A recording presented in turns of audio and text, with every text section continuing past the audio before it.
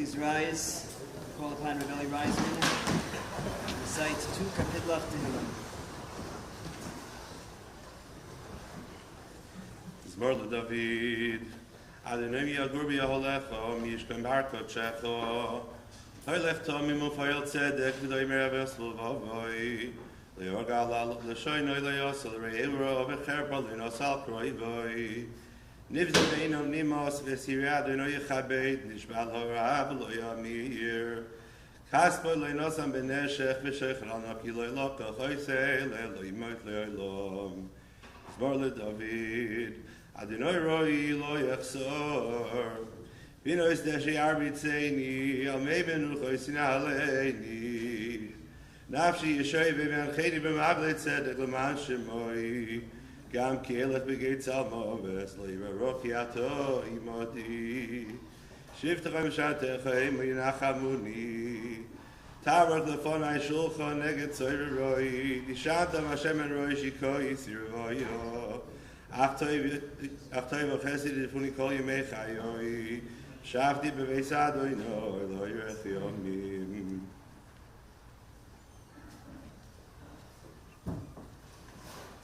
You be seated.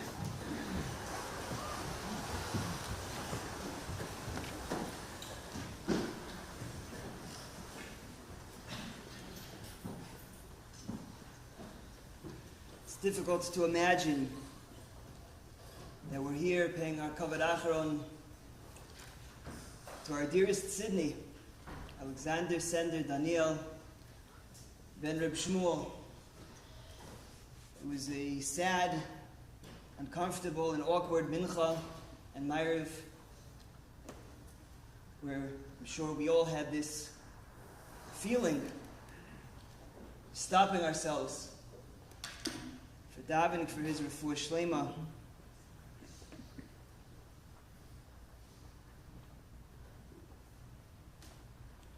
Fortunately, Sidney wasn't well for quite some time.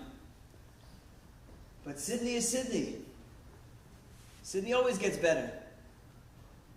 You hear that Sidney's in the hospital, and you wait a week or two, and he'll be back in shul. He'll sponsor Kiddush that week. That's who he was. He was a fighter. But to be more precise, Marsha was a fighter. The unbelievable dedication, the caring, dedicated wife that Marsha is. Every single person in this room and beyond thanks you immensely for everything that you've done for Sidney.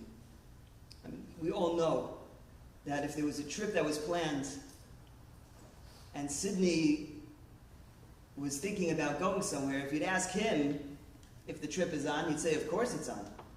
Of course I'm going. And if you'd ask Marsha, oh no you're not, absolutely not, you are not going. And Baruch Hashem, thanks to Marsha, we had Sidney with us for a long time.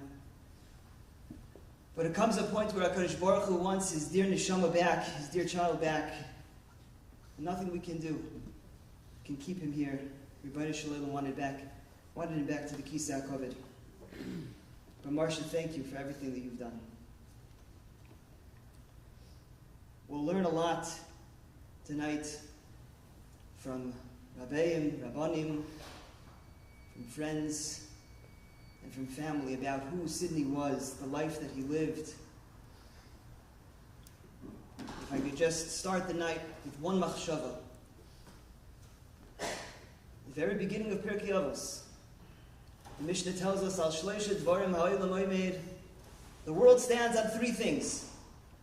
Al HaTorah, Al Avodah, Al Gemilus Chasadim. If you think about Sidney, he was someone who was an Ish Torah, he was an Ish Avodah, and he was an Ish of Gemilus Chasadim. He loved Torah. He loved Talmidei Chachamim. He was so proud to have learned in yeshiva. He was so proud to have learned in yeshiva with Rabbi Krauss. He was proud to have a shaykhus with Talmidei Chachamim. there was not one kiddush that he and Marsha didn't come over and share the weekly kasha, the vort from the Talmud Rebbe. And when Sidney would tell you that he had a chavrusa with the Talmud Rebbe, he would shine, he was radiant, he was glowing. Because he had a kesher, a strong connection with Talmidei Chachamim, with the Talmud Rebbe, with others. When Talmidei Chachamim came to town, I would get a call from Sidney. What time is this week it works for you? I'm going to pick you up, we're going to go, we're going to speak to him in learning, we're going to get brachas. Sidney, I have a busy week. You can't just call me, we're going. The Talmidei Chachamim's in town, we're going. And it happened a few times. Talmid Chacham's here. We say hello, we get a bracha. When there was a new sefer that came out, and Sidney got excited about it, I knew not to buy it, because in a few days it would be on my doorstep with a note, a nice note from Sidney. Even in his recent vacation that he took with the Shermans and the Katzes, I got a text message every single day, what they were learning, pictures of them learning together. He was an Ish Torah. There's no doubt about it. Nothing made him more excited than a good geschmack of art. Al HaTorah. Al Avodah. Davening. Shul. As I was leaving the house tonight, my son Meir Simcha, he looks at me and he says, "It's so sad that Sidney died. He loved shul." And it's true. He loved shul. He loved this shul. He loved shul in general. He loved the balabatim. He loved the chevra. He loved the davening. He loved being a part of shul. He loved it. He was so eager to come to shul. He would call me on Monday. I'm going to be here for Shabbos. What's for Kiddush? Who's sponsoring? What's the story for shul? Who's here away the Shabbos? This person's away. He's here. It's going to be a nice Shabbos. He loved shul. Al Avodah. Al Gemilas Chasadim. Of course, he was about tzedakah. Of course, he was about chesed. But I want to share with you a machshava of art that I think really describes and explains something which is much deeper, much more special about Sidney's chesed. In this week's parsha, we learn about Hashavas Aveda, returning lost objects. Al-Shech HaKadosh has an interesting observation. Many times in the parsha, this week's parsha, Ki Seitze, the Torah says, Ki Seitze, when you go out. Ki Siena Leish. Ki Yelecha Ben Sari Loira. Ki, when it happens. When this happens. So then the Torah goes on to describe what the halachos are. But when the Torah comes to the mitzvah of Hashavas Aveda, it doesn't say when you stumble on a lost object. The Torah says, Loi sira lecha, don't see a lost object. And then it says, Lo sucha lehisalim. So not only does it use this atypical wording, it doesn't say ki, when you stumble upon a lost object. It says don't stumble upon that lost object. And then when it tells us not to ignore it, not to walk away, it says lo sucha lehisalim. You cannot ignore it, you cannot walk away from that lost object. Shouldn't it have said, don't walk away? But it doesn't say that. It says, lo sucha, you should not be able to, if you translate it accurately and precisely. And the Alshach writes, because when it comes to chesed, there's a chesed, a giving tzedakah and doing chesed because we're commanded to do so. But then there's a mitzvah of doing chesed because we're programmed to do chesed. It's in my very DNA. I want to. How could I not? Take a look at the parsha this Shabbos when we learn it together. Notice how many times the Torah uses the word achecha. Achicha, achecha. So many times it refers to Achenu B'nai Yisrael, not just as a friend, not just as a fellow Jew, but as achecha, as achicha, as your brother, as your sibling, as a blood relative. Because when it comes to blood relatives, when it comes to a brother, you don't do things because you have to. You do things because you really want. Sidney did chesed because he really wanted to. When Sidney enjoyed something, he wanted you to enjoy that also. When Sidney had an opportunity, a vacation, he ate at a restaurant, he saw this, he did that. He wanted you to experience the same pleasure that he had. Why should I be the only one to enjoy? And he did it with such a glow. I told him once that I wanted to take my wife away on a small vacation. I cannot tell you the glow, how happy he was, how excited. I didn't stop hearing from him. For a week, he would call me multiple times a day. Did you think of this hotel? What about this? Airlines, maybe you should think of a totally different trip. He was so excited, and he was telling me about all of his vacations. He wanted me to experience what he experienced. That was the nature of his chesed. Why should I be the only beneficiary? Why should I be the one to enjoy life? I desperately want you to enjoy life because I want you to enjoy life. And that's how his chesed was. How could I not give? How could I not be involved? How could I not help out? He did it with such a passion and such a love, and it was so deep and it was so true. It was emes. He felt it. That's who Sidney was. He was an ish Torah, an ish avodah, and an ish of gemilus chasadim. And just like the Mishnah talks about three things that the Olam is made, like a tripod. You take away one of his legs, the table will fall. You can picture now Sidney with a cane. What would happen if you took away that cane? It would fall. Al shloisha dvarim ha'olam oimed, the Torah, the avodah, the gemilus chasadim, held him up. That's who he was. That's how he lived. Tremendous mesiras nefesh. Everything that he gave and his family gave to our community, we owe him so much of hakaras hatov. We are so grateful to him and his family. We ask that he be a melitz yosher for the community, for the family. We will mamish miss our dear Sidney. Bila amovas lenetzach, mocha Hashem elokim dimum yaakov panim. I'd like to call upon Rabbi Krause, someone who Sidney had so much covet for, so much respect.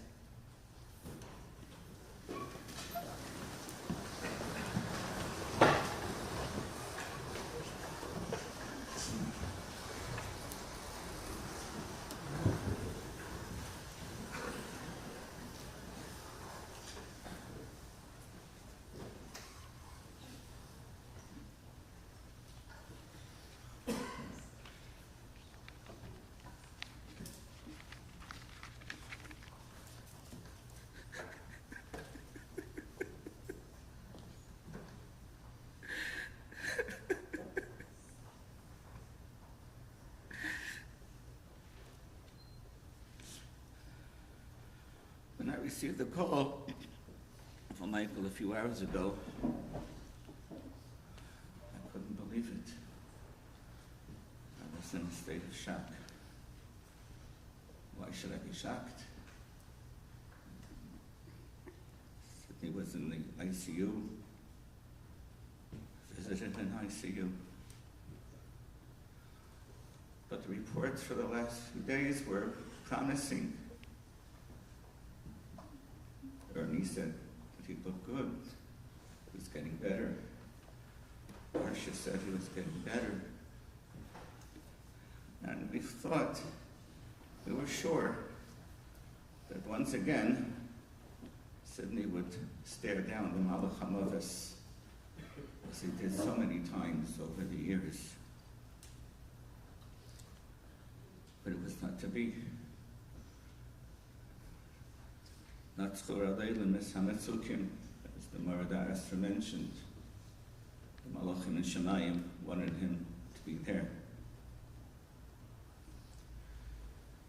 Reminded of Pasuk in Eicha, Yirmiyah Navi says, Layaminu Malchi Eretz, L'chol Yoshvei Sevel, Ki Yovei Tsar V'Oyev B'Yerushalayim.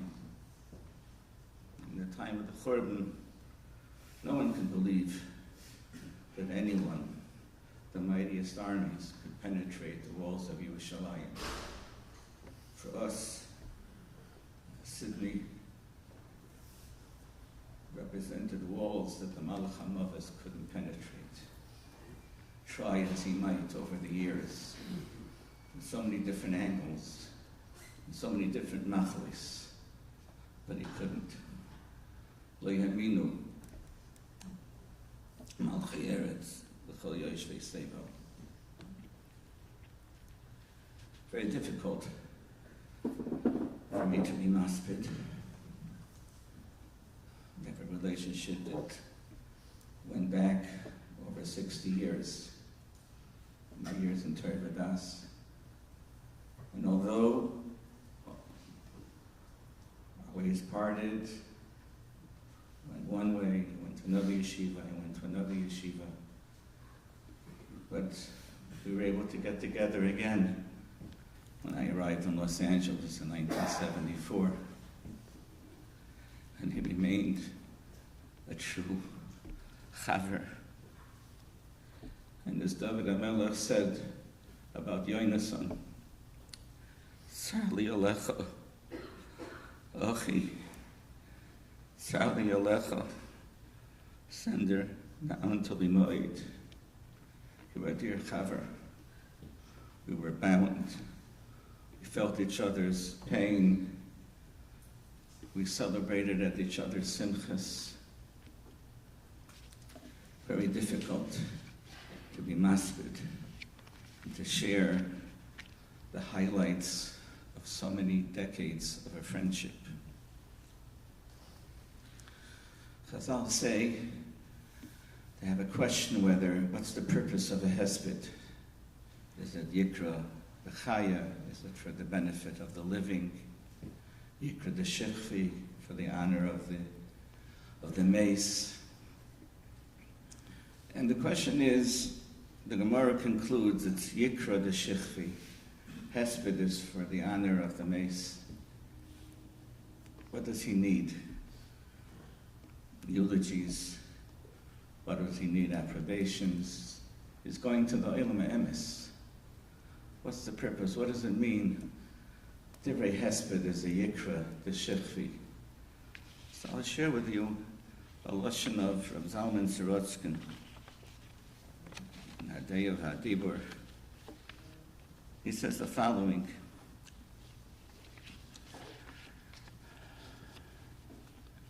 Kvar Heskarnu B'Kama Mekaymayis, I've mentioned many times, Shahakavei Da'achrein Shemachalkin L'Nifter, the final respects, the covered achron that we give for a nifter, Shalachayra Ein Lei Kvar Tzayrach B'Ei B'Olam Emes, he doesn't need them in the Olam Emes Shalim Sabay. But the Haspedim V'Hashvachim Shemaskirim Olav B'Shas HaLavaya, anything that we mention that shows the shevach, the praise of a nifter during the levaya. Boyim, they come. What's the purpose? Kedei lahokel al nifter, makes things easier for the nifter when he appears before the Olam Emes, the Bezdin Shal Nailam. L'lamed olav schus, it's a schus for him. Al yidei haskaras masav hatoivim, when we mention his maisim toivim. V'shiyiru hamalachim hapoik shemaisai, when the malachim that come to greet him should see us a kavod sha'isam loi, they should see the kavod that people give him. Shayim ukubal ala briyos, how beloved and accepted he was for people. V'daitam haisanoichem imenu, now people were pleased and enjoyed his company. Davar hagoyrim, that causes shagam das hamokim noichem imenu. Kol Ruach Habriyos Noicha Himenu, Ruach Hamokim Noicha Himenu. So if we just, it's impossible to be able to encapsulate so many years, so many interactions, so many people here in the room. But just to mention a few of the things that affected us, that should be a schus for his neshama. As the Rav mentioned, his Avos HaTorah was unparalleled. As the Rav mentioned, any sefer that came out not only made its way to the Rav's doorstep, to my stender, my doorstep, my mailbox, many times over the years. Recall one time during a Parsha Shir, which, by the way, he was the one that initiated the Parsha Shir in this shul, as well as many other shiurim, Rabbi Sauer's shiurim, other shiurim that took place in this shul were a result of his initiative. So I recall one time I quoted a sefer that you couldn't really, it's out of print. You couldn't find it anymore, and I couldn't get it. Needless to say, 2 days later, it was in my mailbox. Somehow he was able to track it down in some bookseller who deals with out-of-print svarim. I had it.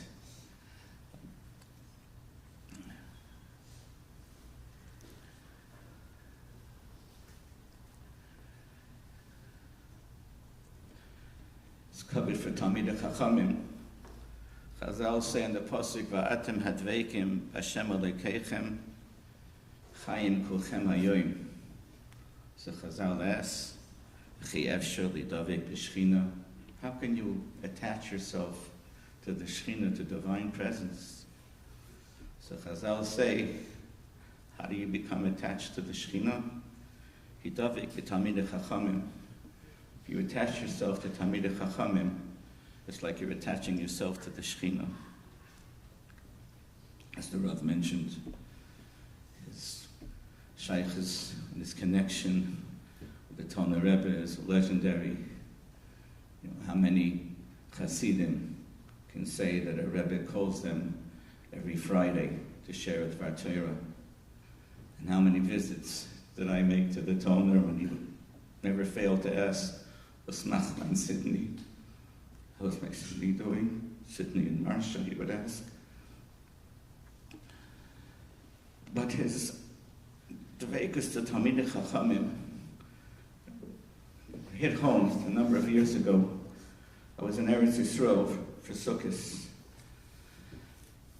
and Sidney was there, as he usually is, and he calls me up and he says, "I want to take you for some brachas, some El Chayidin in Yerushalayim." So it's happened before. Someone took me to their Rosh Hashiva, someone took me to their Rebbe. So I assumed I'll be back very soon. But then there was this Rebbe, and then from there to this Mekubal, and there for this Rosh Hashiva, and there from this Tzaddik Nister, and for this Mechaber Svarim. I barely made it back in time for Yontif. So it struck home. His dveikus to Talmidei Chachamim didn't make a difference whether the Litvish, the Chassidish, Mekubalim. If there's an Er L'Chayid, he was there, and he would try to get as much as he could from that Er L'Chayid.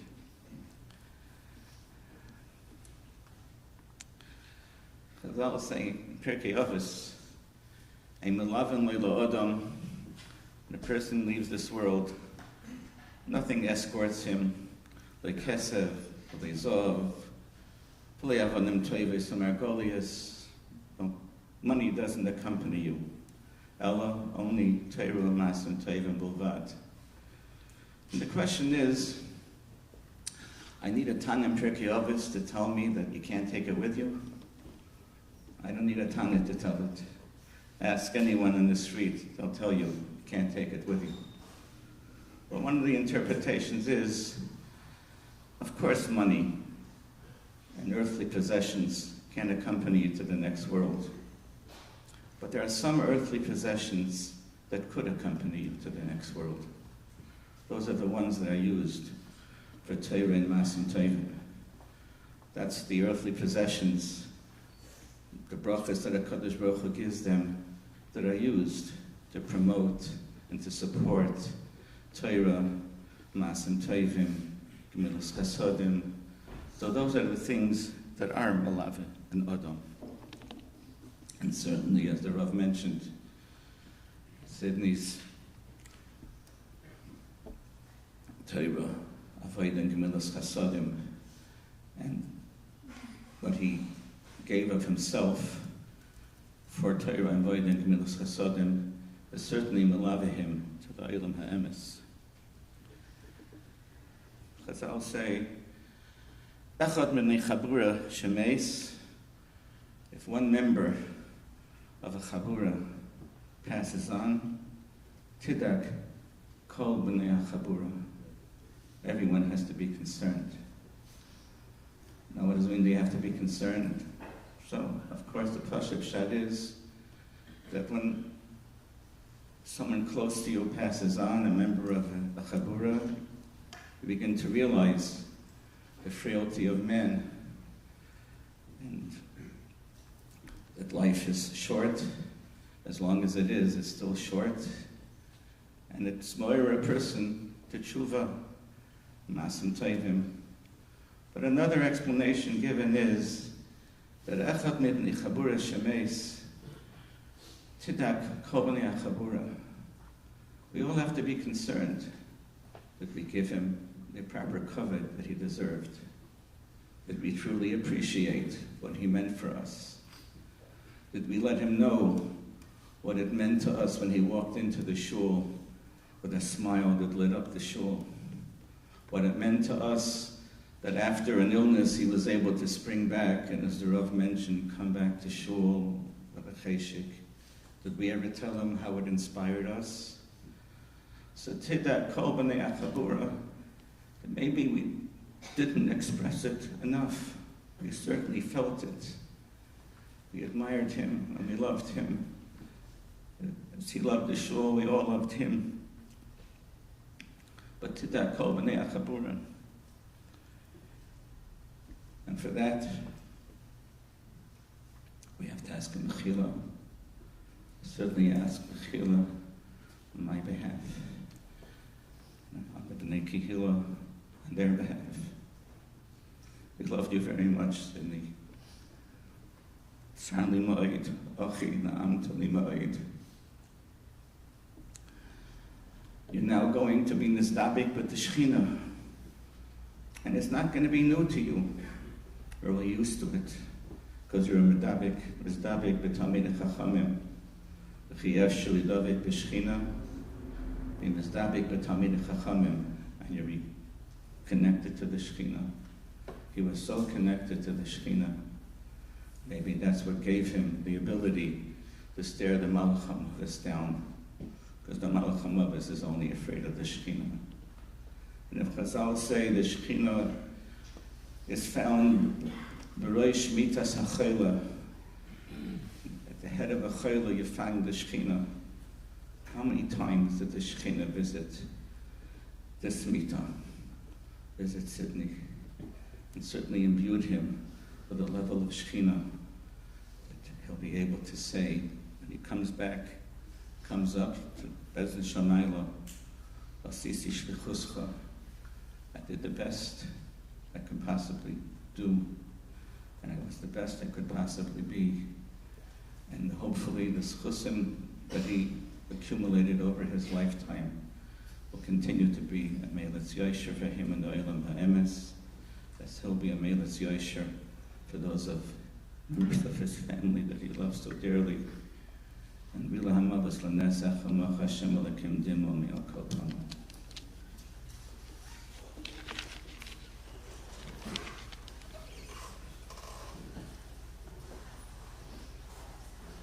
Call upon Reb Tzvi Reisman to give Divrei Hesped.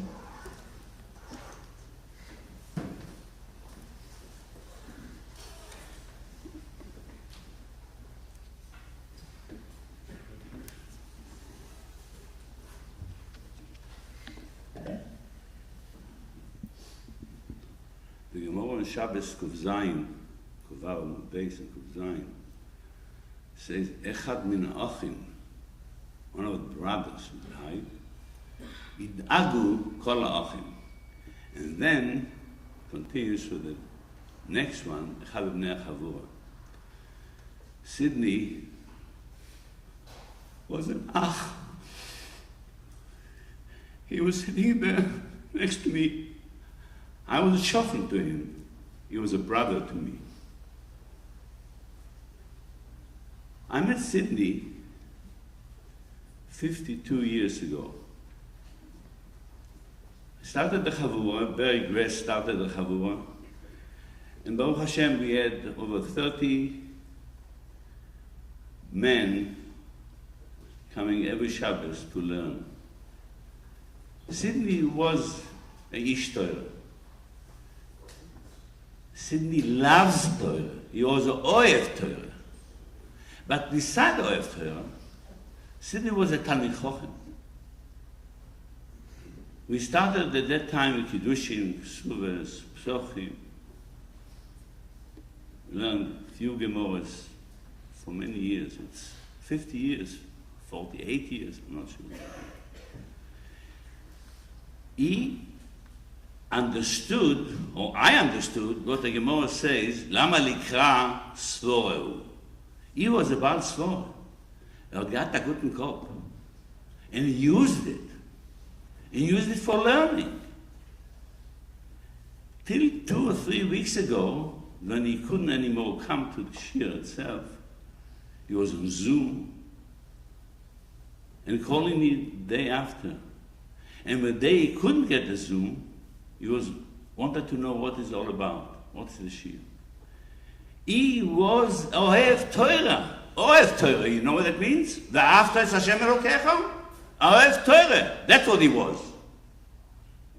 But not only Kiddushin, not only Psochim, not only Ksuvas. He loved a Svore. When he had a Svore in his mind, boy, he made everybody, wow, where did you learn it? In Torah V'Damas? No, I came up with it. That's what he said. He was such a shochan that the Shchenus of me, when he didn't come, I used to call him Friday, every Shabbos. Are we going to see you this Shabbos?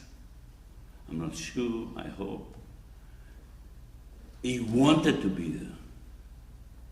He loved the Torah. He loved Hashem. He loved his mishpocha. You know exactly how much he loved the mishpocha. He got sick partly because of that. He loved the mishpocha. He loved Marsha. No stories. He was open, straight, and he said what he meant. He meant what he said. That was Sidney.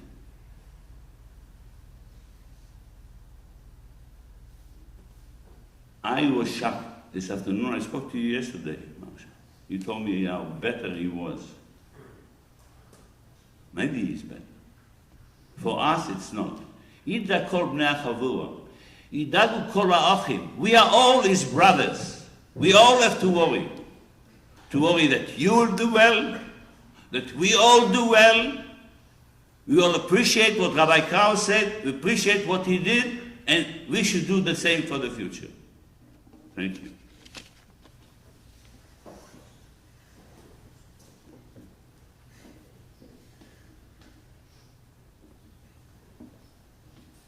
Dr. Ernie Agustin, for different husband.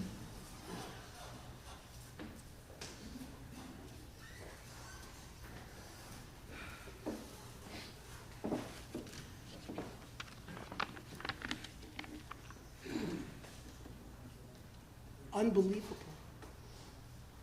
3 speakers all found the same Gemara. Shabbos 106a. Echad b'bnei chabura shemeis. Tidag kol chabura kula. Because he was a member of the chabura. We all thought about the same chazal. A member of the group passes away, the whole group needs to worry. It's not enough that we just entered Chodesh Elul and we're blowing the shofar daily to remind us that the Yom Adin is coming. Now one of the Chabura has passed. We need to worry more.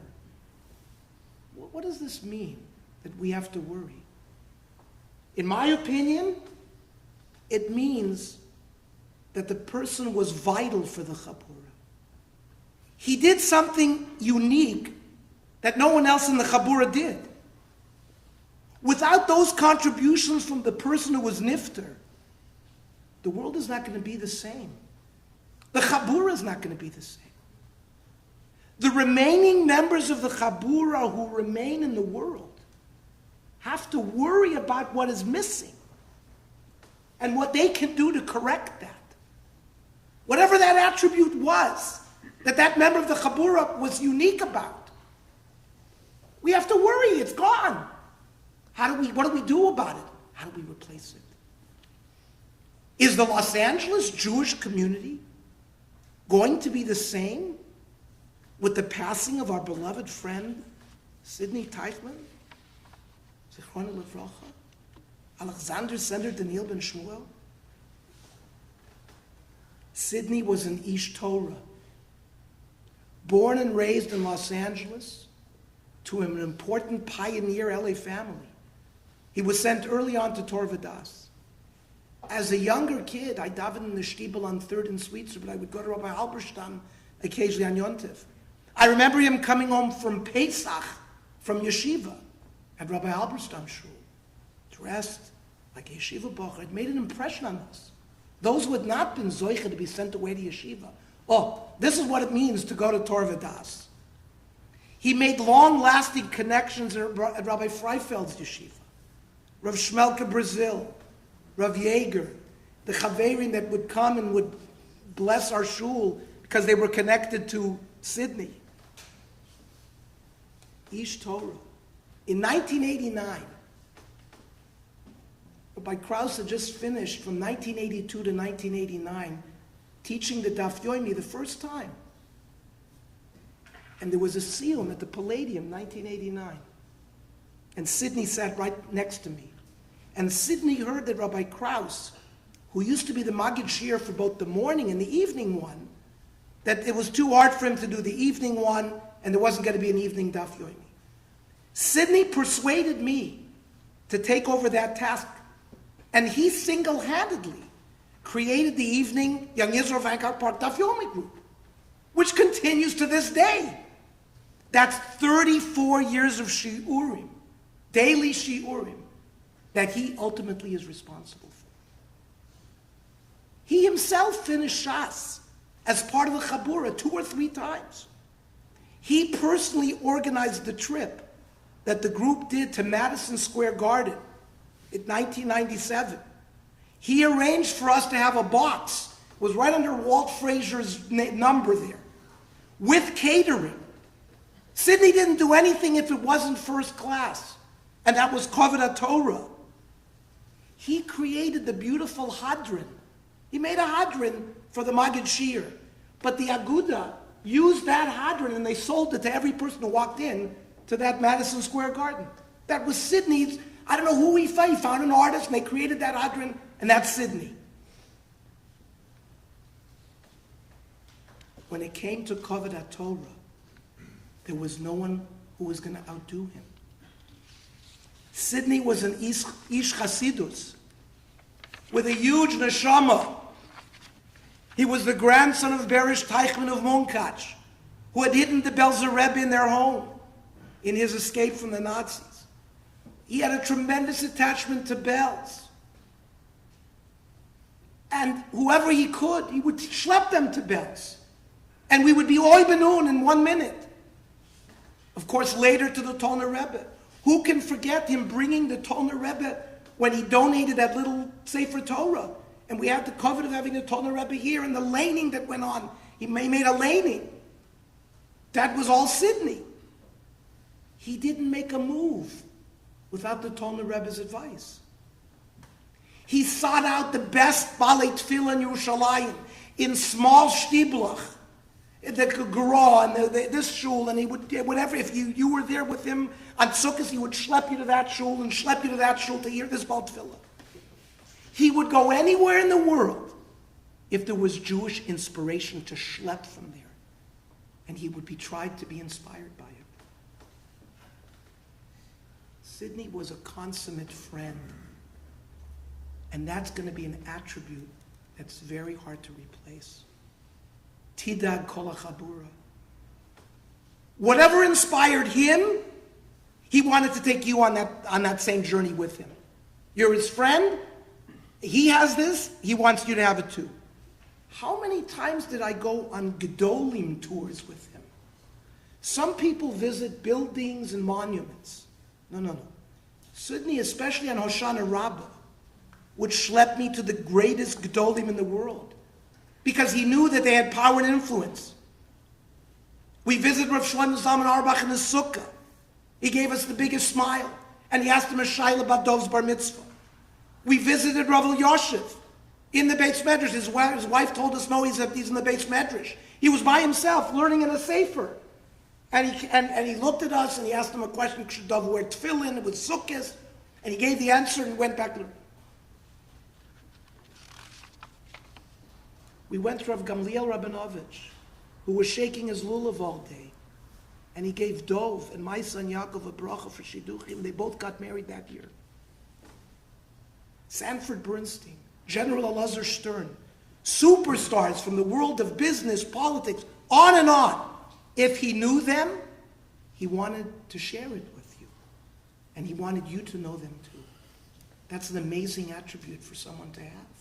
Selfless. He was genuinely happy for you when you had a simcha. He volunteered to be my right-hand man during my son's wedding and took care of all the vendors and everything. He didn't want me to be worrying about mundane events. Dave Newberg, his old friend from 50 years ago, came out to be with him a few weeks ago. How happy he was. These bonds of friendship that he had with his friends was unbreakable and unshakable. What is Purim going to be like now? That Sidney is not there to host them. He always demanded that there be Torah given there. Sidney knew everyone. I call him the mayor of Jerusalem. The first thing he would do is introduce you to them so you would know them too. It was not something he kept.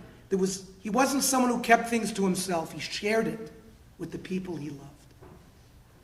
And this midah of unselfish love for his friends is something we, the remaining members of the Chabura, have to ensure that it continues. Sidney was a good patient. He was diagnosed with a chronic illness that he fought valiantly over these many years, outliving many other such patients that had a similar disease. He chose his doctors with careful analysis and followed their every recommendation. I saw tremendous bravery in him these last few weeks when he knew how serious his illness had become. But he was optimistic. He was still planning for the future, trips. Sidney was a family man. It meant everything to him. How proud he was of his children and spouses. I was zocha to visit with Sidney yesterday in the ICU. He was extubated. The antibiotics had been stopped. He was breathing well. It looked like he had made a turn for the good. He had a smile on his face the whole time. I asked him why he was smiling. He saw his whole family around his bed, doting on him. Dov, Sasha, Lauren, Rabbi Wiener. The children and family had been camped out in the Saperstein building these last 2 weeks. The breathing tube going in, coming out, code blue. But now they were around his bed, giving him chizuk. I told him, and Sasha helped me because he was speaking very slowly, that they were better than any medicine that the doctors could give him. And he smiled and he agreed with me. Sidney was a devoted husband to his loving wife, Marcia. They were joined at the hip. They traveled everywhere. They fixed up their beautiful house in lockstep with each other. And Marcia took care of Sidney when he became ill like a mother hen. She doted on him. She called anyone and anybody at any time to get advice, to make sure the right things were being done for him. It's going to be the hardest for her, as it always is. The Chabura will certainly be there for you, Marcia, for whatever you need and whenever you need it. Sidney, as you go up to Shamayim to receive your reward for a life infused with Yiddishkeit, and service of Hashem. And you're going to be reunited with your father, your mother, your brothers. Be a Melitz Yosher for your wife, your family, the Chabura that you were part of here in the Young Israel of Hancock Park, for the general LA Jewish community that you so influenced for the good, and for Klal Yisrael as a whole. Moch Hashem Dima Me'al Kol Panim.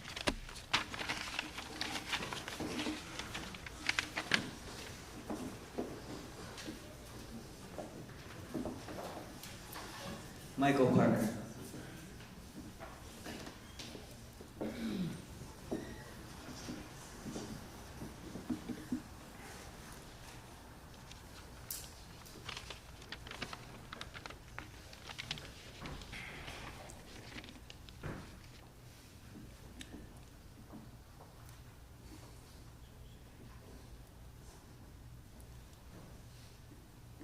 It's a story that my father-in-law used to tell me that he heard from the Rebbe. He told me this a few times, this story. He said a man came in to see the Beis Yisrael, and the Beis Yisrael said, "Who are you?"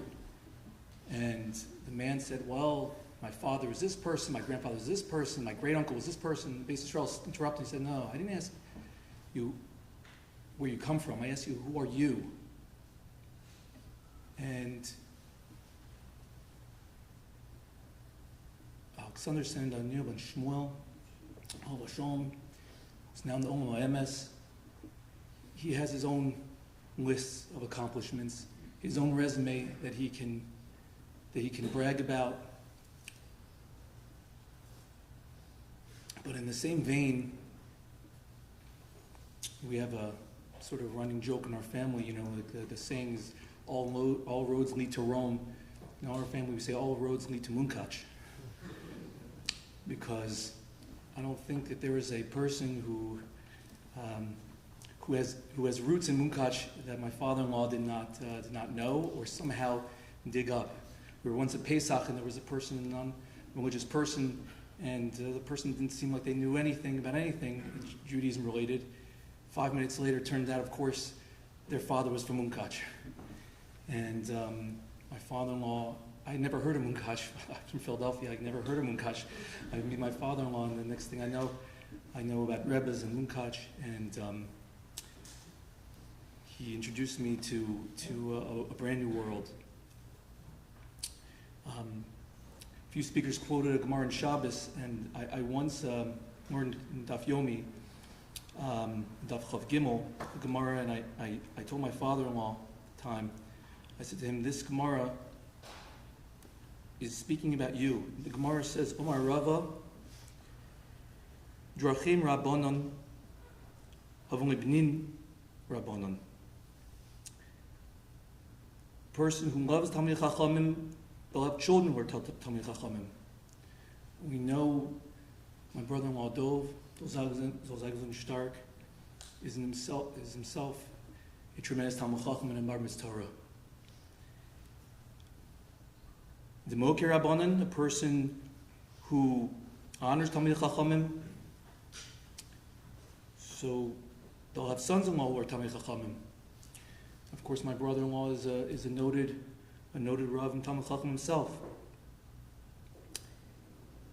And the Dacher Merabanan, who Gufei Havitzur B'Merabanan. And a person who stands in awe of Talmid Chachamim, he himself will become a Talmid Chacham. And I told my father-in-law, you check off every single one of those boxes. As we heard from everyone who spoke so far, my father-in-law, I mean, he loves Talmid Chachamim. To hang out with Talmid Chachamim was the biggest high for him. And a number of years ago, we went on the Purim to visit Rabbi Sauer, and Rabbi Sauer pulled me aside and said, you know, your father-in-law, his best friends are Talmid Chachamim. And it's true. Remember the first time I met him, it was a winter in Manhattan, and it was cold, but I meet my father-in-law for the first time, and he's wearing like a huge coat and a huge scarf. I thought to myself, it's cold, it's not that cold. He was from Los Angeles, and And, you know, he was warm-blooded, and it wasn't just because he grew up and lived in Los Angeles his whole life. It's because he was a warm-blooded person. He always greeted everybody with B'Seir Ponim Yafos, and he was warm-blooded because he loved people. He really loved people. And I remember a number of years ago, Rabbi Krauss was speaking about a trip that he had made to Eretz Yisrael, and he said, as a joke, he said, "Oh, by the way, Sidney, the taxi driver, send regards." Because he was friends with Talmidei Chachamim, but he also connected with everyone. And I see, you know, all the people that I first met when I first moved to Los Angeles 23, 24 years ago, and the shul was where he thrived. As we heard, I mean, this shul. I remember my wife once told me she had never seen him on this side of the mechitza, but once the shul was over and he was just talking, she's like, "I never saw that side of my father before. She was like, he's in his milieu. This is his comfort zone."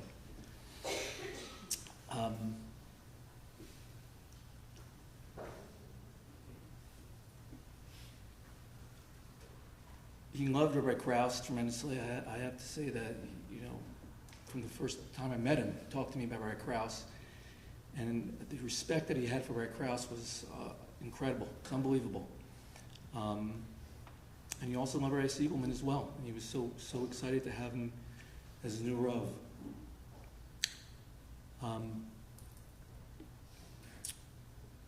One of the many things that I learned from my father-in-law was how to give tzedakah, and the manner in which he gave it. I'll never forget. I was once in his house on Sunday, as his children can attest. The rabbis, quote unquote, used to come. And I remember once I was sitting at a table, and there was a man who was physically, like, grabbed his hand. He was aggressive right before he wrote the check, and it was like a little bit jarring. And I thought for sure my father-in-law would at that point ask him to leave. He said to him very firmly, "Please get your hand off my arm." And they proceeded to continue writing the check. And it really left an impact on me. Just the manner in which he gave, the manner in which he really loved people, and I really had a tremendous respect for him. And I'd like to think he had respect for me too.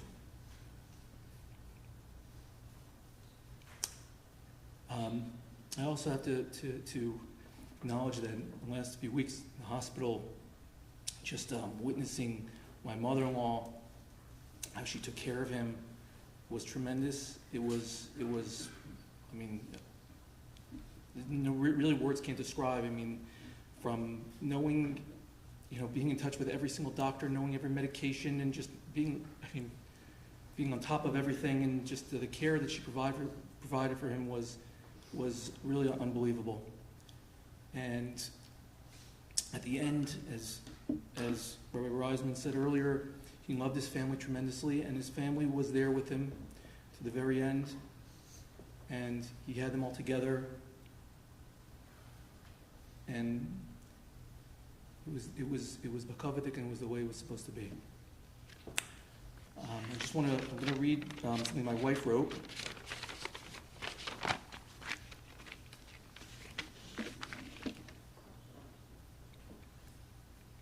My wife Sasha.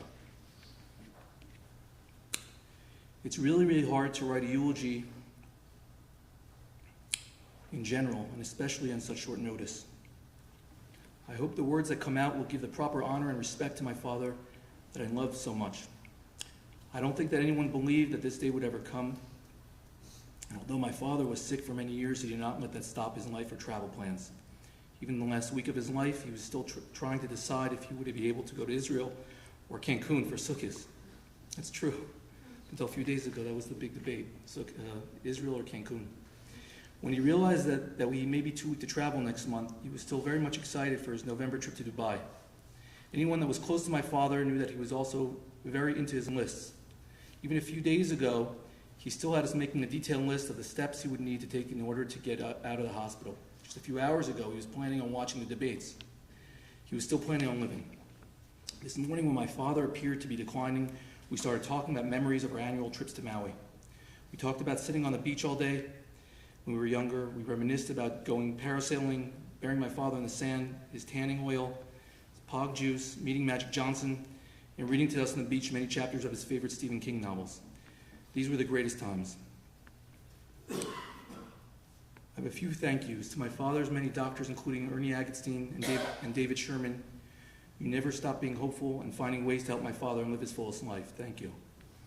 I want to thank my parents, incredible friends who have been there every step of the way. He loved you all so much. It really says a lot about a person by their friends, and my father was still extremely close to his childhood friends, as well as the diverse and large collection of friends he made over his lifetime and everywhere he went. I want to thank my siblings for always being there. Mom, thank you for taking such great care of Dad, especially for the last few years of his life. I don't believe there's anyone that could have done a better job. Dad, thank you for being my father. Thank you, Hashem, for giving me the perfect father for me. So last week and a half was extremely bittersweet, but in the end, only love was left. Our family came together in the most beautiful way. On Sunday and Monday, my father smiled a lot and was very happy and peaceful. My father's birthday is in 4 days, and when asked him yesterday what he wanted for his birthday, his reply was, quote, "I have everything."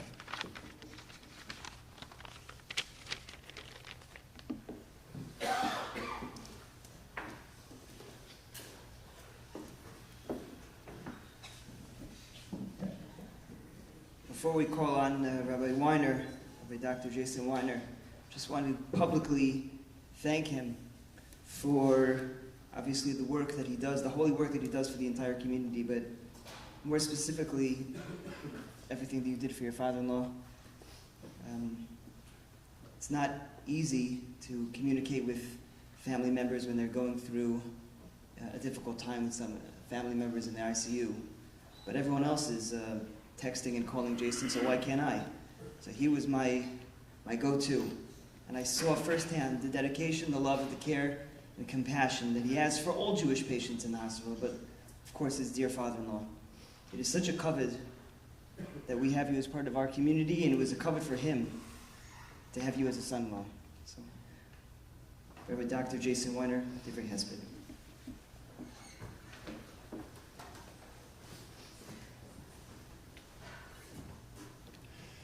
Thank you. I'm going to read some words that my wife Lauren wrote. These past few weeks have been a roller coaster. Not even 2 weeks ago, I was feeding my father chicken soup that I made for Shabbos. He had joked that if it was his last meal, he'd die happy because it was the best chicken soup he'd ever had in his life. And I think it actually was the last real meal because a few hours later, he went into his first cardiac arrest. It's crazy to think that just a few days ago, my father was asking for his phone.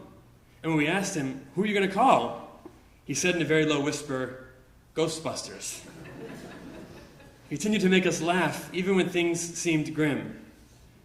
My father, who was just a few days shy of his 73rd birthday, was a lover of life and a fighter for life. Despite his many health setbacks over the years, he wanted to live, travel, hear good Torah, and most importantly, be with his family and my mom at his side and spending time with his children and grandchildren. He was always asking me, "Where's Mom?" because he wanted her close by. Over the past couple of years,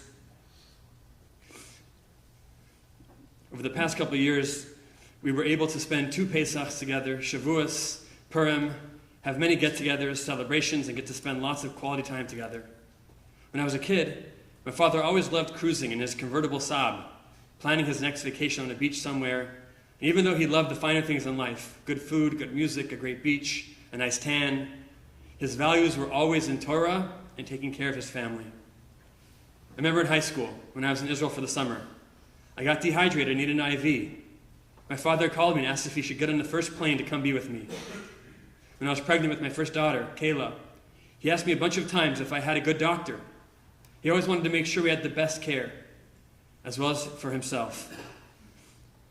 As much as my father wanted the top doctors always, He always never stopped going to rebbes for brachas, mekubalim, heebie-jeebie doctor rabbis, and always had the utmost respect for rabbis and their advice was just as valued to him. When my father first met Jason, he had a little schmooze with him. My father asked Jason what he wanted to do as a career. When Jason said, "I want to be a rabbi," my father looked at him and said, "Well, the men in our family usually work." But he loved rabbis, just not the idea of his daughter marrying one. Needless to say, 21 years later, Jason was his pride and joy. And just a few days ago, when the nurse was trying to understand what my father was saying, he wrote on a paper, "My son-in-law is the head chaplain here at Cedars. Dad, you were social, loved meeting random people, talking to them and getting to know their story. I like to think that I'm your child that inherited that part of you, and I will definitely continue your legacy. Dad, your grandchildren gave you so much nachas and joy. My kids enjoyed spending time at your house, swimming, hanging out, and when you came to our house for dinner and Yontif, I'm so glad they came to visit you at your home just a few weeks ago before Shabbos, and that Kayla and Kobe got to see you in the hospital 2 days ago. And we all thought you were doing better. You had a big smile on your face and said how happy you were that they came. Kayla, Kobe, Aiden, Eli, and Noah all loved you very much, and we'll miss you. We are so grateful that Mom, Dove, Sasha, and I, and all our spouses were there together with you nonstop at your bedside, at davening, sleeping next to you, being next to you constantly for the past 2 weeks. The nurses were annoyed that you had a constant rotation of family and friends, but we just kept on rotating in and out because we didn't want to leave you alone. As horrible and scary as today was, we are so glad we got to stand by your bedside together, talk to you, tell you we love you, hold your hand, tell you that you were a wonderful father and that you weren't alone. Mom, thank you for constantly being by Dad's bedside, at home or in the hospital, at his beck and call every minute, even when it was extra hard to do so. We were told by Dad it was going to be Mom's birthday. He said, "Get her balloons," which we all did yesterday for her 70th birthday. Mom, Dad is lucky that you were his wife for the past 50 years. Dad, we love you and hope you're having delicious ginger ale, which is what he was asking for today, wearing your cozy slippers and tanning on a warm beach in Shemaim with no pain, with your mother saying, "Yoi, Sidney," father and brothers Saul and Steve, and looking down on all of us schlepping nachas. Dad, I'm asking for mechila, for any pain I may have caused you. Don't worry about Mom. We're all taking care of her.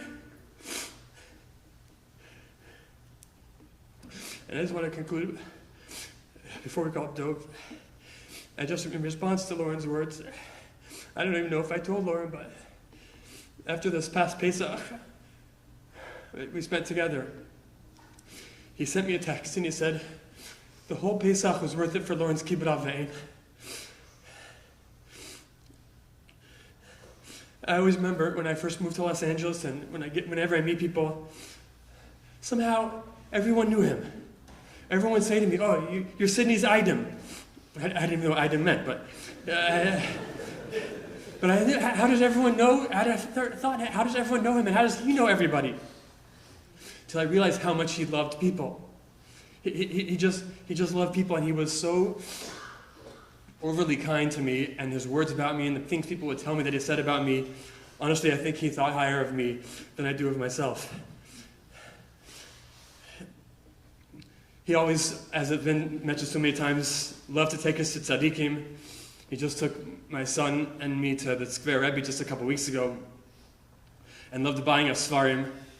It was because of his love of Torah, but it was something more. It was because he wanted to have something to talk about, and he wanted to talk about Torah. The svarim he would buy me, he would ask me to text him whatever page I was learning so that we could then talk about what I had learned in there. Last Sukkot, before we went to Israel, he kept on asking me, "Is there anything you need from Israel?" I kept saying, "No, it's okay." He kept on saying, "Just let me know. I want to help. I want to get you something." So I told him one sefer that I was having a hard time finding in Los Angeles. And I said, "Don't look, if you're in a svarim store and they have this sefer, I am looking for it." So he called me one day and he says, "I've been in 11 svarim stores. Don't worry, I'm not giving up.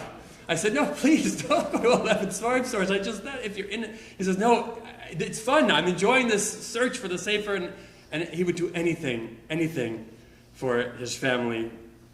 Planned my daughter's recent trip home from Israel. And I'm so glad that we were able to be together today. His heart stopped 3 times in the last 2 weeks. And he fought through. As was mentioned, he was such a fighter. But each time previously, he was alone or he was surrounded by doctors. Today, for the last hours of his life, he was surrounded by his entire family, holding his hand, telling him how much they love him, apologizing to him, davening. All of the proper minhagim were done. And I think it meant everything to him. And as was mentioned also, but I also want to repeat, the way my mother-in-law took care of him, unbelievable what she did.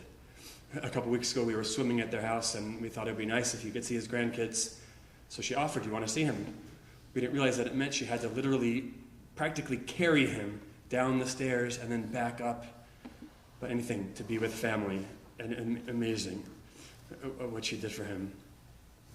I know that he often talked about his grandfather, that he never got to see what he looked like, and he was searching the world for a picture of him.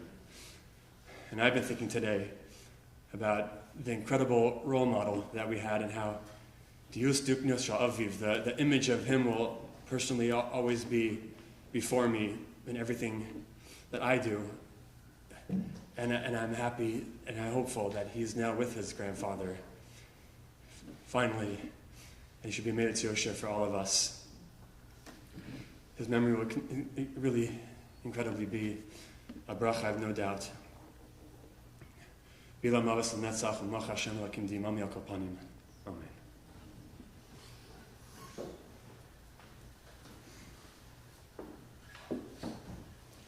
Dov Teichman.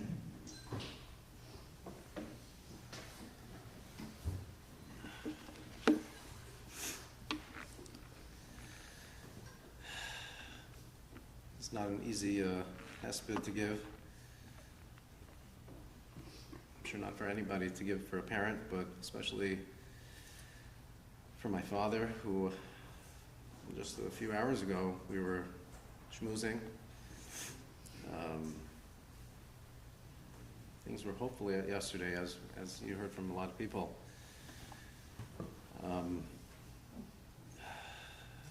Before we realized that it was the end and we were going to stay vidui and the last tefillas, I said, we're going to shut off the Fox News, which is playing in the background. It's background music and background noise. He said, well, I want to see the debates. I said, well, what are you going to watch the debates or Trump's interview? He said, we'll see about that. It's just it's impossible to capture his whole life in a short hesped. But I know how much he loved the shul. He loved the Rav, Rabbi Krause and Rabbi Siegelman. It's hard to capture in such a short time. I know it's late. Going back to our Semes, Boyle Heights, Tor Vadas, Shur Yashuv, living in LA for over 70 years. We were just speaking to him on, I told him, this week's Parsha is his Bar Mitzvah Parsha, Kiseitze. Did you lane in Halberstam Shul? Yeah, I laned, but the last Aliyah I didn't do. I did the Maftir, and he was totally with it all the way till the end. It was really, really amazing. Every day he had a minhag where he said, Yikam Porkan, both Yikam Porkans, based on what Reb Chaim Kanievsky told him to say every day, and he would say the Ketoras, Alaklaf, and every day for the past, since he couldn't say it, I would ask him, do you want me to say it with you? He was intubated, and I would read it for him, and he would listen, and he was like, okay, good. At first I didn't know which ones he said. I said, you say this one or that one? He knew right away. You got to say both, and even if he couldn't talk, he was signaling to me. Pitta Maktoras, he was very makbid to say that every day, and even today, I said it with him in the morning, and then I said, do you want to say it again? When I realized he's you know. He said, no, we'll say it tomorrow, you know. I mean, it was a special schus that he had, that all his children were there at the end, and we said, you know, vidui with him, and all the tefillos with my mother by his side, and all of his children by his side. I think it was a big schus. I was just thinking, we all know how much my father loved traveling.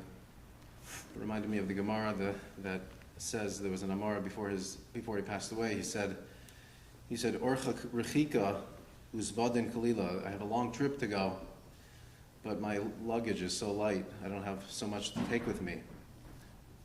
But I think my father had a lot of luggage for this trip.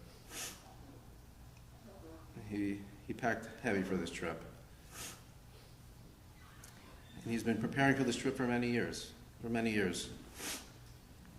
As many of the Maspidim mentioned, whether it's through Daf Yomi and something that I continue, that he started with me when I was young and in the shul with Ernie's Chabura, even though, you know, I was in high school and we were doing it on the weekends, and he always had his chavrusas with Rabbi Sauer and the Talmud Rebbe and the questions every week and the shiurim, and that's who he was and what he loved. You know, and some of the other speakers mentioned the davening, how much he was like, just looked for a place where there was a real davening. He loved, you know, thinking back when I was younger, Rabbi Krause's Rosh Hashanah Yom Kippur davening, and when we went to Israel, he was always had to go to Kal Hasidim, where Rav Moshe Mordechai Lichtenstein was the Bal Tefillah, unbelievable, and he would push me to sit next to him. He would say, watch how he says Shema, and he would shake when he said Shema. But then that wasn't the peak, because for Ne'ilah, he would walk from Shari Chesed to be at the Kotel for Ne'ilah, because that's got to be the ultimate. And just a few weeks ago, he was speaking to David Sherman, and he was very inspired. They would spend the Shabbos in Rancho Mirage. He was very inspired how David Sherman was saying Tehillim, and he said, you know, I got to get into that. I got to start doing that. And he finished all of Tehillim in the month of Tammuz. He was doing it every day. And I think that's a special thing. He was so proud that he said all of Tehillim at this caver in Morocco, Rabbi Amram Ben Diwan, who I never heard of, and this Rebbe, and always flying to Uman and flying to any place that could be somewhere that's, you know, inspirational, or something that you could come home with, like something to tell people about and be inspired, no matter where it was, you know, what kind of place it was. I was thinking about the tzedakah, you know, just remembering back the lines outside the door, always ringing the bell, and on Highland the door was glass, so you know you couldn't get away from that. But he wouldn't just, you know, bring a person in and just write a check. I would find them schmoozing for hours, and then they became friends, and then they would come sleep at our house, like, you know.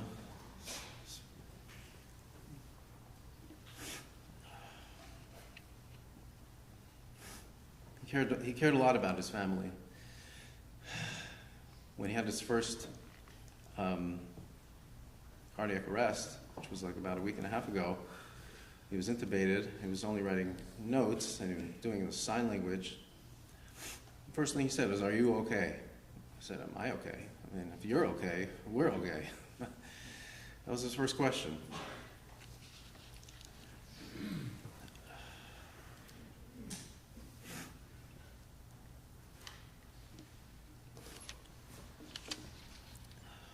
Still hard to process, being that we were just with him, and especially many people spent time with him yesterday and the past few days. Still feels like yesterday I was standing right next to him at my grandmother's levaya here in here downtown, and he started singing. I was like listening, what is he singing? And he was singing as my grandmother was being buried. I remember him singing, standing next to me singing I think it was a Yehuda Klein song or something, but Olam Hazeh Domer LeProzdar, Olam Haba Domer LeTraklin. That's what he was singing while he was being buried. But I think that's how he lived his life. He had a goal. He knew his destination.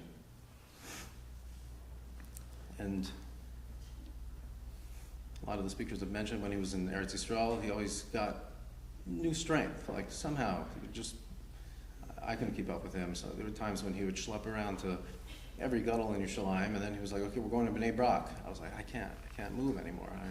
I just got to go and lie down. We're going to Reb Steinman, and we're going to Chaim Kanievsky, and we're going to." It was just, he would schlep me to the Yeshivas HaMekubalim, where Friday night davening took. The Shemona Esrei was 1 hour on Friday night. I was like falling asleep, but he had the strength for it. But that's who he was. He loved the new experiences, traveling, especially warm places. But he was, Baruch Hashem, he was with it to the end. He knew exactly what was going on. And I think we're fortunate for that. Even though there was a period after when he was sedated and he was having some delirium, he said, "I'm having delirium again." He knew. I told the ICU doctor, he's like, "That I've never seen before. That someone knows they're in delirium? That's interesting." But I think that's what he was. He was always asking for reports and lists, and we were very lucky to have him as a father who cared so much about us and about my mother. And I mean, he planned this all out also. He had lists and contacts, and when the time comes, these are who we have to call, and he should be a Me'elas Yosher for the whole family. And we should all have a nechama very soon. Amen.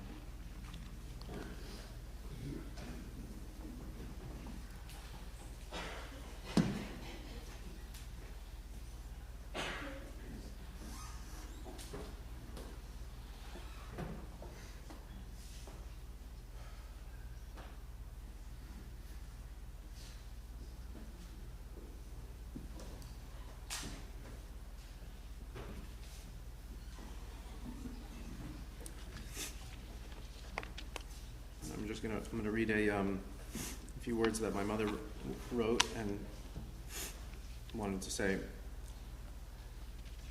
What can I say about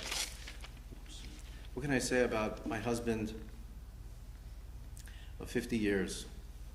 All of you that are here tonight knew him, and those of you that knew him well know that he loved his family above all. His children and grandchildren were his crowning glory. He was one of the most generous people I know. He wanted to get to know everyone, no matter where he went. He would go over and introduce himself and find out what the Munkach connection was, because all roads lead to Munkach. It reminds me of a story. We pulled up once to we went skiing in, what was it? In Mammoth. It was a cottage rented, and the family who we rented it from had their name on the outside, and it said the Mooncasters. So, we're going, the Mooncatchers, right?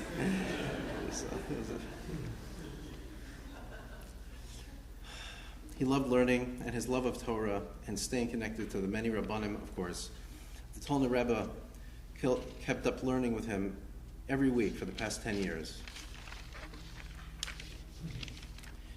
Sidney loved to travel, and every day, even up to the last week, he was making travel plans to go somewhere or another. He loved his friends and had many people that he stayed connected to. Erev Rosh Hashanah, he started first thing in the morning to call every single person he knew to wish them a good year. His love of Israel was indescribable. He wanted so badly to be there now, but that was not possible with his recent health situation. Yesterday he said to me, Take me home. Sidney, we are taking you home.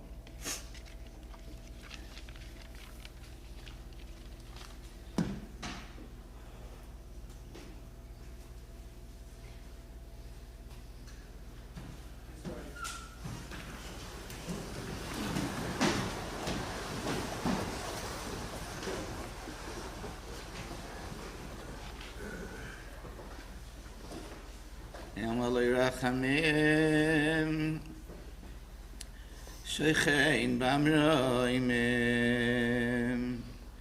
Hamitzei Menucha Nechoino Al Kanfei Ashchino B'malois Kedoshim Metahoirim Kezoyer Harikia Masirim Es Nishmas Alexander Senden Daniel ben Reb Shmuel Sholach Le'olamoi Ba'avur Shemispallim Ba'daskoras Nishmosoi B'Gan Eden Tehei Menuchasoi Lochein Ba'al Rachamim Yastirei U'B'Seisek Nafav Le'olamim Yitzror b'tzrachayim es nishmasoi Adonai hu nachlasoi V'yanuach al mishkavoi b'shalom v'naymar Amen. The Kfura is scheduled to be at Har Hazeisim Thursday night, approximately 10 or 10:30 p.m. Shiv will be at 332 South McCadden, starting Sunday morning in Los Angeles. We're going to be in Malavad Aron on La Brea towards 2nd Street. Please allow the immediate family to exit first.